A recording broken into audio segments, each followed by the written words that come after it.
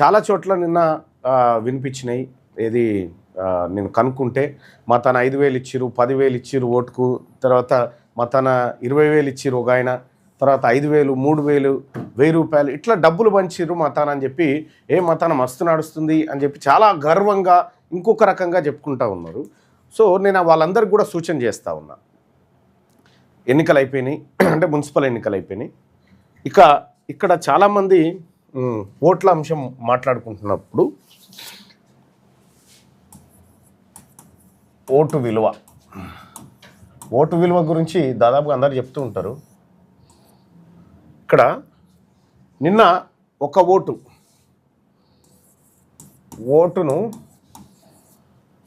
3,000 రూపాయలకు అమ్ముకున్నాం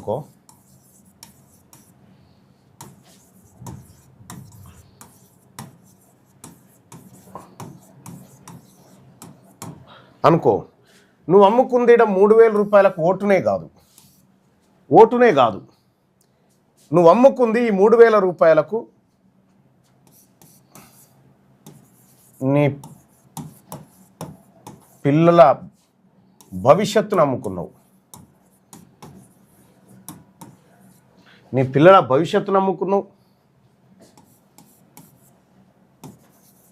నీ ఆత్మగౌరవాన్ని నమ్ముకున్నావు. ఇది ఓటును నమ్ముకున్న వాళ్ళు మాత్రమే దీన్ని కన్సిడర్ చేసుకోండి. అలాగే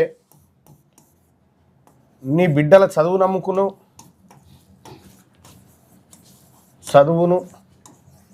అలాగే నీ ఆరోగ్యాన్ని నమ్ముకున్నావు.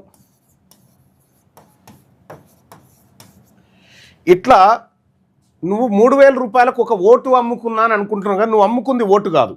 ఇగో ఇట్లా చాలా అంశాలను నువ్వు అమ్ముకున్నావు. నీ ఇల్లు అమ్ముకున్నావు, నీ పెన్షన్ అమ్ముకున్నావు, నీ బిడ్డ స్కాలర్షిప్ అమ్ముకున్నావు, నీ బాత్రూమ్ అమ్ముకున్నావు, నీ బిడ్డల భవిష్యత్తును అమ్ముకున్నావు, నీ చదువు అమ్ముకున్నావు, నీ శరీరాన్ని అమ్ముకున్నావు, నీ ఆరోగ్యాన్ని అమ్ముకున్నావు, నీ ఊరిని అమ్ముకున్నావు. ఎవరైతే కొనుక్కున్నారో 3,000 రూపాయలకి ఇవన్నిటిని కొనేసిండు మీ దగ్గర కొన్నది ఓటు అని అనుకుంటారు, ఓటు కాదు, ఇవన్నీ కొనేసిండు మీ దగ్గర. సో సాధారణంగా జనం 5 ఏళ్లకోసారి వచ్చేటువంటి ఎన్నికల్లో ఒక్కరోజు మాత్రమే అవినీతికి పాల్పడుతున్నారు. మిగతా 364 రోజులు ఉంటాయి కదా ఒక ఏడాదిలో, ఇట్లా 4 సంవత్సరాల 364 రోజుల పాటు చాలా నిజాయితీగా ఓటు అమ్ముకోకూడదు, ఓటు చేయకూడదు, ఓటు మనకి ఇది రాలేదు అది రాలేదు, మనం కొట్లాడాలి, ఇవన్నీ డైలాగులు ఉంటాయి. ఒక్కరోజు అవినీతి పరునిగా మారిపోతాడు. ఒక్కరోజు అవినీతి పరునిగా మారడం వల్ల ఈ మిగతా రోజులంతా వీనికి సుక్కలు కనిపిస్తూ ఉంటాయి. నువ్వు పోయి నేరుగా అడగగలుగుతావా? ఇప్పుడు గెలిచిన అభ్యర్థి దగ్గరికి పోయి, సార్ మరి మా దిక్కు నల్లాలు వస్తలేవు అని అంటే, నల్లాలా 3,000 ఇత్తిగారా నీకు ఓటుకు? అంతే సింపుల్గా. నీకు ముఖం లేదు, ఇక నీ ముఖం చెడిపోయింది. ఇక్కడ నీ పిల్లల భవిష్యత్తు, నీ గెలిపించి అంటే నువ్వు ఓటేసినటువంటి పార్టీ లేదా ఆ నాయకుడు నీ బిడ్డల భవిష్యత్తును ఏమైనా ఆగం చేసిందా? నీ బిడ్డల భవిష్యత్తుకు ఏది బాగుంటుంది? ఎవరైతే నీ పిల్లల భవిష్యత్తు కోసం బంగారు బాట వేసే ప్రభుత్వాన్ని నడిపిస్తారు అనేటువంటి ఆలోచన. రెండోది నీ ఆత్మగౌరవం.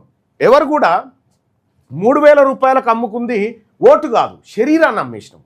మన శరీరాన్ని, మన ఆలోచనను, ఆత్మగౌరవాన్ని, నిజంగా నిజాయితీతో ఓటేసినటువంటి వాడు ఏం చేస్తాడంటే, నాయకుడు ఎవరైనా ఇంటికి వచ్చి ఇగో డబ్బులు తీసుకొని నాకు ఓటేయి అని చెప్పాను అన్నాడు అనుకో, నీ డబ్బులు ఏమని కావాలవా, సకా పని చేయను అని అన్నాడు అనుకో, అతన్ని చూసి 4 సంవత్సరాల 364 రోజులు భయపడతాడు నాయకుడు.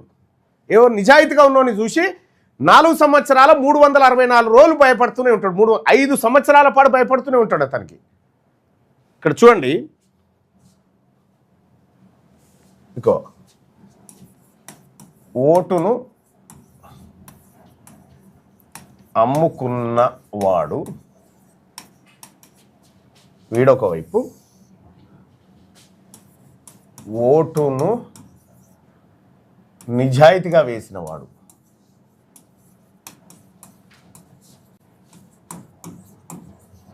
వీళ్ళిద్దరి మధ్యలో ఉండేటువంటి తేడాను ఒకసారి గమనించాలి. ఈ ఓటు నమ్ముకున్నటువంటి వాడు 5 ఏళ్ళు బానిసగా బతుకుతాడు.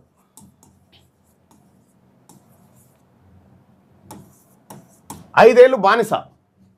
ఇతడు 5 ఏళ్ళు సింహంలాగా బతుకుతాడు. 5 ఏళ్ళు సింహంలాగా బతుకుతాడు. ఇతడు ఏ అవసరం వచ్చినా అడగలేడు. నాయకుడికి భయపడతాడు ఇతడు.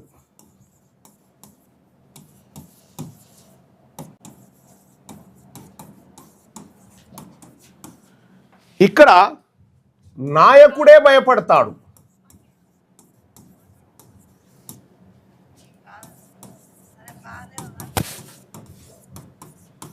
నాయకుడే భయపడతాడు. ఇతడు అడిగినా ఏ పని చేయడు. అడగలేడు, గల్లా పట్టగలుగుతాడు. పట్టి అడగగలడు. గల్లా బట్టి అడగగలడు. ఇక్కడ ఇతను అడగలేడు. ఇతడు ఇంకొక లక్షణాన్ని ఏం కోల్పోతాడంటే క్యారెక్టర్ కోల్పోతాడు.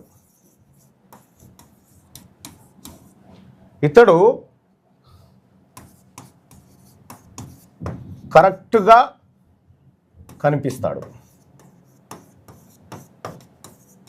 ఇందులో రాజకీయ నాయకుడు ఎవరికి భయపడతాడంటే వీనికి భయపడతాడు. ఓటు అమ్ముకోనోనికి భయపడతాడు. ఓటు అమ్ముకున్నోనికి ఎన్నడూ భయపడడు రాజకీయ నాయకుడు. మీరు గుర్తుపెట్టుకో. ఓట్లు వారైతే పైసలు బారైతే ఓట్లు అమ్ముకునేటోనికి ఏం భయమా, ఎందుకు భయపడాలి వీళ్ళకని అనుకుంటారు. అంటే ఓట్లు అమ్ముకున్నోడికి ఓటు నిజాయితీగా వేసినోడికి మధ్యలో ఉన్నటువంటి తేడా. సో మీ ఇంటికి 5,000 రూపాయలు తీసుకొని వచ్చిండు ఓటు కొనుక్కోవడానికంటే వాడు నీ ఇంటి పేరు మీద ఎంత దోపిడీ చేస్తాడు? ఇవన్నీ దోపిడీ చేస్తాడు. నీ పిల్లలకు రావాల్సినటువంటి గ్రాంట్స్, అంగన్వాడీ స్కూళ్ళ దగ్గర వచ్చినటువంటి సొమ్ము ఉంటుంది కదా, ఆ సొమ్ములో వాటా కాజేస్తాడు. నీ ఆత్మగౌరవానికి అది కాజేస్తాడు. నీ బిడ్డల చదువులకు రావాల్సినటువంటి స్కాలర్షిప్లు అవన్నీ మింగుతాడు. నీ ఆరోగ్యానికి ఉండాల్సినటువంటి దవాఖాన్లు, హెల్త్ ఇష్యూస్ అన్నింటినీ ఆడే మింగుతాడు. ఇవన్నీ మింగి 3,000 రూపాయలకు కొంటాడు నిన్ను. సో ఇక్కడ నిజాయితీగా ఉండేటోడు ఇవన్నీ చేయగలుగుతాడు. నిజాయితీగా ఉండేటోని చూసి ప్రభుత్వం ఒక రకంగా చుచ్చు పోసుకుంటుంది, ఇటువంటితోటి పోసుకుంటుంది. ఇటువంటిని చూసి ఈయనకే ఓపిస్తుంది ఉల్టా. సో ఇక్కడ మనం అర్థం చేసుకోవాల్సింది ఏంటంటే, నీవు 5 ఏళ్ల పాటు 5 ఏళ్లలో 4 సంవత్సరాల 364 రోజులు అవినీతిపరుడుగా బతుకు. కానీ ఓటేసే ఒక్కరోజు నిజాయితీగా బతుకు, నీ భవిష్యత్తే మారిపోతుంది. ఓటేసేటువంటి ఒక్కరోజే నిజాయితీగా బతుకు, నీ భవిష్యత్తు ఖచ్చితంగా మారిపోతుంది. నువ్వు ఓటేసే ఒక్కరోజే అవినీతిపరునిగా మారుతావు. నువ్వు 4 సంవత్సరాల 364 రోజులు నువ్వు నాశనం అయిపోతావు. నువ్వు బాగా అర్థం చేసుకోండి. అంటే ఒక ఓటు అంటే ఓటే కాదు, అది సర్వస్వం అమ్ముకోవడం. నీ నల్లా నీళ్ళని నమ్ముకోవడం, నీ సీసీ రోడ్ నమ్ముకోవడం, నీ ఇంటిని నమ్ముకోవడం, నీ కష్టం వస్తే నీ పోలీస్ స్టేషన్ విధులను నమ్ముకోవడం, నీ రెవెన్యూ విధులను నమ్ముకోవడం, ఇవన్నీ అమ్ముకోవడమే. ఇవన్నీ 3,000 రూపాయలకే, మద్దతు ధర కూడా కాదు అది. మళ్ళా 3,000 రూపాయలంటే ఒక ఏడాదికి ఎంత అవుతుంది దర్శన్ భాయ్? మీరు ఓటుకు 3,000 తీసుకురు అనుకుందాం, 60 పైసలు రోజుకు, 60 పైసలు 5 ఏళ్లలో. 5 ఏళ్లలో ఇప్పుడు నీకు 3,000 రూపాయలు తీసుకొని రోజుకు 60 పైసలు. రోజుకు 60 పైసలు యాదగిరిగుట్ట మెట్ల కాడున్న బిచ్చగాడు కూడా తీసుకోడు. కానీ నువ్వు ఓటుకు 3,000 తీసుకున్నావు కదా, రోజుకు 60 పైసలు చొప్పున. 60 పైసలు చొప్పున నువ్వు చెప్తా ఉన్నావు కదా, ఇక్కడ నీ పిల్లలకు రావాల్సినటువంటి స్కాలర్షిప్ 60,000 ఉంటుంది. ఇక్కడ నీ బిడ్డల చదువుల కోసం ఖర్చు పెట్టాల్సింది 1,00,000 రూపాయలు ఉంటుంది. ఇక్కడ నీ ఆరోగ్యం కోసం ఖర్చు పెట్టాల్సిన వైద్యం, ఇవన్నీ ఖర్చుల విషయంలో 1,00,000 రూపాయలు ఉంటాయి. ఎవడైనా ఇన్ని లక్షల రూపాయల సొమ్మును 60 పైసలకు అమ్ముకుంటాడా?